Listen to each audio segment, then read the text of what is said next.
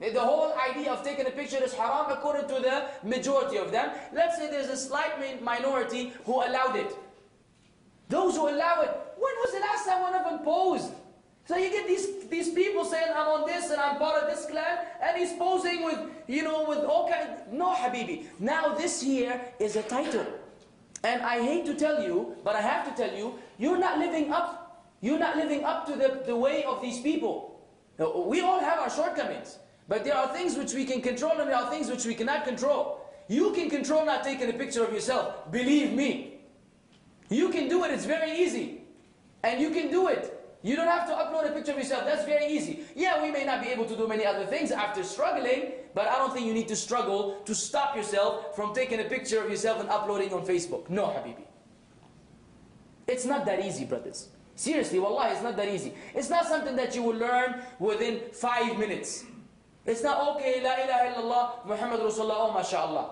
Okay, I'm one of these groups. You will see what? When we go into the actual characteristics of them, you will see what we have to learn and how much we have to do until we reach that particular point. طيب. Then, this is what Allah said about them. The Prophet ﷺ said about them, hadith al-Bukhari, Muslim, hadith of Ibn Mas'ud, خَيْرُ النَّاسِ قَرْنِي ثُمَّ الَّذِينَ يَلُونَهُمْ ثُمَّ الَّذِينَ يَلُونَهُمْ. The best of mankind. The best of mankind after the prophets. My generation is my generation, then those who follow them, then those who follow them. This is the summary, this is the crux of the whole matter. If we understood this correctly, all of our issues will be resolved bi-idhnillah. If we understand that the best people are the Sahaba and the Tabi'een and Atba' al-Tabi'een, so we live Islam and understand it and apply it per their understanding, then we have started to travel upon the path of that one group. Until then, no. And I will give you a practical example that happened to me this morning. One of the brothers who belong, maybe he belongs to one of these sects, anyways, he follows the Hanafi madhab blindly. Mashi? We're not saying that those who follow the Hanafi madhab are not part of this path, but that's a sign of danger. He comes to the masjid every morning, and he prays 4 rak'at. So, as I told you before, the masjid is the place for amr bil ma'ruf wa nahy al munkar. You don't be quiet, you have to speak. Said, Ya akhi, barakallah fiqh, I noticed that you pray 4 rak'at. You don't assume, just so you won't wrong him, what are you praying? I know what he's praying. I know he's praying Tahiyyatul Masjid, then the Sunnah of Fajr. But I don't say that because I may be wrong. He said, no, that's not what I'm doing. So I said, what are you praying? He said, Tahiyyatul Masjid, then Sunnah al-Fajr. I said, listen, akhi, Tahiyyatul Masjid is a salah which is done when there's nothing else to pray. Yani if you come into the masjid and there's nothing else for you to do, there's no salah for you to pray, then you don't sit down until you pray, and we call that 2 rak'at Tahiyyatul Masjid. If there's another intention, if you want to pray the Sunnah of Fajr or the Sunnah of Dhuhr or the Sunnah of Maghrib or whatever, then you no longer, not the Sunnah of Maghrib, because that's after Maghrib, any other Sunnah, then you no longer have to pray Tahiyyatul Masjid. You don't even have that intention anymore. Tahiyyatul Masjid is dropped because the whole idea is that don't sit down until you pray. And if you pray the Sunnah of Fajr, you've done your job. So the brother said, no. Why are you saying that? I said, because this is a time of prohibition of Salah. And the only thing the Prophet ﷺ did, he prayed the 2 rak'at of Fajr. So you can't pray more than that. The Sahaba didn't pray more than that. You have to stick to that. The whole idea of Tahiyyatul Masjid is not. Now, it didn't get pretty, it got ugly. And one of the ways of the people of desires is what? Turning the tables around. When he wasn't able to answer me, he said, yeah, where's your cap? I'm wearing a cap now. I wasn't wearing one in the masjid. I said, what does the cap have to do with this? He said, you saying sunnah, what sunnah you telling me not to do? Where's your cap? Isn't the cap sunnah? I said, listen, akhi, we don't want to now shift the issue. Because we can shift it and I can prove to you that it is not a sunnah. Where are your leather sandals like that of the Prophet ﷺ? Where are they? And what is this you wear? Why aren't you wearing like the Messenger of Allah? Did he wear a white robe like this with these buttons? How he wasn't able to answer. Then he said, of course, when we reached this dead end, he said, leave me alone. Now listen, I'm just trying to teach you something. He came this morning He prayed 6 rak'at. Allah al-Azim, wallahi.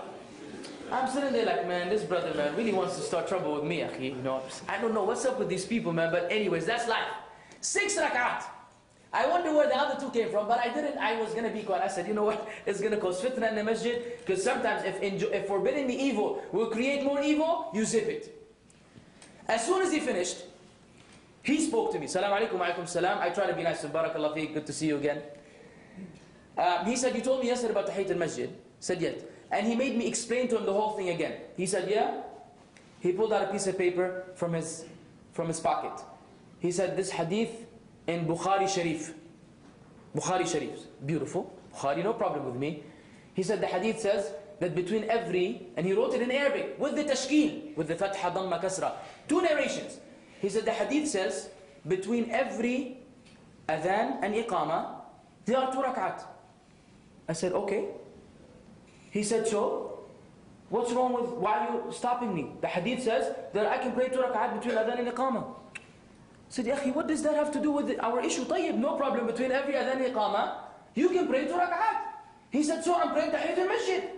Meaning the hadith says you can pray. It doesn't say rak'at, actually it says pray. There's a prayer. He said, that means I can pray. I said, Habibi, you cannot bring one hadith from Bukhari without looking into other textual evidences and apply it according to your understanding. This is not the way of the people of that one path, by the way. You cannot just read a hadith in Bukhari and say, khalas, brother. I said, this is aam, this is general. And you must look into other specifying narrations. A hadith khasa, tukhassis hadha al-hadith. We went back and forth, dead end. Then I remembered, by Allah's grace, these new technology, which I hope that you use it for da'wah and not for entertainment. The whole Islamic library is here. And I have books of Hanafi fiqh. Hanafi fiqh. I went into the book of the Ahnaf, into the book of fiqh al-ibadat, for some person called Hajj something al-Hanbali or Hanbali, something along these lines. And I put rak'atay al-fajr. And it says, among the times when it is disliked to pray, and they quoted Fajr, and there's a hadith from the Prophet ﷺ says, La salah, there's no salah after the time of Fajr except rak'atay al-Fajr. And he was like dumbfounded, like, I said, Akhi, see here it says al-fiqh al-Hanafi. I know he's a Hanafi. Al-fiqh al-Hanafi. This is your scholars, and this is the hadith of the Prophet ﷺ telling you, don't pray anything after Fajr comes in except the 2 rak'ah of Fajr. And the conversation ended. What is the point? The point is that the people who go on that path don't use this methodology. I don't go searching for one hadith in Bukhari, Muslim, and say, no, I will apply it in this fashion according to my desires because I understand. No. How did the Sahaba understand it? And what did the Prophet ﷺ really say? And are there other narrations which further explain it? After we get all this investigation out of the way, and we have clarity upon the Sunnah, then and only then I act upon the Sunnah. I don't follow desires. You see the difference? This is the quality of the people of that path.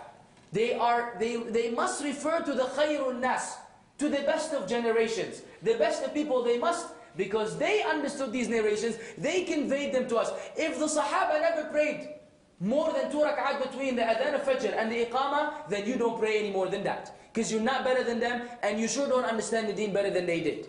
Clear? Beautiful. That was, alhamdulillah, Allah decrees that these things happen before the lectures, so they can be integrated with the event, so you won't think I'm crazy. Tayyib. Their characteristics. What are the characteristics of Ahl al-Sunnah wal-Jama'ah, al-Firqa al-Najiyah, wa-Ta'ifa al-Mansura, Atba'u al-Salaf al-Salih, Ahl al-Hadith, the people of Hadith. And I'm not naming groups. I'm speaking about their way. The people of Hadith are those who follow the Hadith of the Prophet ﷺ before anything and anyone. We will see further, inshallah ta'ala. The first characteristic is that they hate sectarianism. They hate division.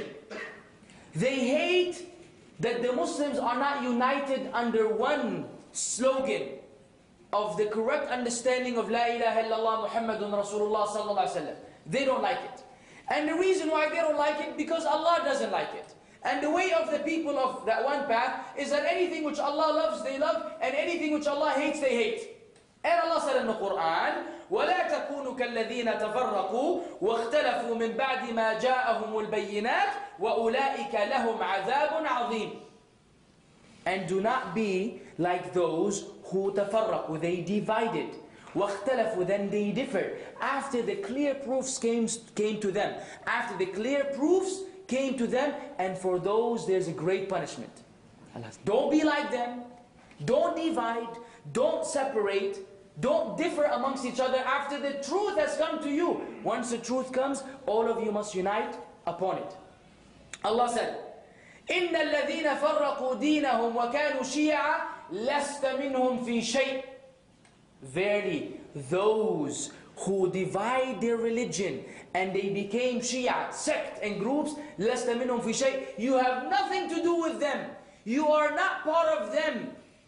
This is Allah telling the Prophet ﷺ, you have nothing to do with these people. Fi shay, in anything. You have absolutely nothing to do with them. Who? Those who divide their groups and they became Shia. In the other ayah, كُلُّ حِزْبٍ بِمَا لَدَيْهِمْ فَرِحُونَ. Every group happy and content with what they have.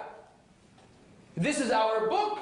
This is our tariqah. This is our way of da'wah. This is the name of our organization. These are the names of blah blah blah. Khalas. Anything outside this is wrong. Shaykh al-Saved and Aided Sect rahimahullah said in commenting on this ayah, said in commenting in his book al-Fatawa, anyone who puts up an individual, regardless of who this individual is, if you take him up as the ultimate person, like in the Ahnaf, al-Imam al-A'zam, Imam Abu Hanifa, then you love people, or you have enmity against them, depending on this person. Per this person, then he is among those whom Allah said about فَرَّقُوا دِينَهُمْ وَكَانُوا شِيَعًا. He's among those who have divided their religion and they became sects. If you take one individual and your enmity and love with the Muslims is based on him, whatever he says, whatever he does, only, no one else. And he said, as for those who have fiqh, for the men who have fiqh and learn the deen from the people of knowledge, then it is not right for them to set up their scholars, or to set up an individual, and then they make them the standard on which they affiliate with people, or they boycott them. This is also part of dividing the deen.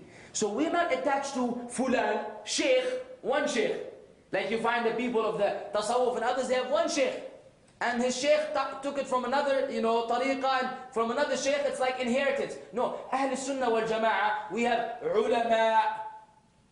And we're not confined to the living ones. We go all the way back to the first ones. From the Sahaba, Tabi'een, Atba'u Tabi'een, then the ulama of the Ummah for the four madhahib, and Bukhari, Muslim, Tirmidhi, and so on and so forth. We're not confined to an individual where our whole religion is based on him. They don't like sectarianism. And the hadith of Hudayfa, the famous hadith of Hudayfa, he said that people used to ask the Messenger of Allah about good. And I used to ask him about evil, because I was afraid that I will come across it. So he asked him, will there be good after this evil? Then he said, will there be an evil after this good? And so on and so forth. Until he made it to the hadith where he said, will there be any evil after the goodness which the Prophet ﷺ spoke about? He said, Na'am. دعاة على أبواب جهنم من أجابهم إليها قذفوه فيها. Prophet ﷺ told them about the things that will happen in this ummah. They will be du'at, people, propagators, standing at the doorsteps of Jahannam. Whoever responds to them, they will toss them and cast them in Jahannam. The Prophet ﷺ said, there will come a time where people will call you to Jahannam. Come follow our way, come follow our deviated, invented, innovated way. Come join our sect and our group. They're calling people to Jahannam.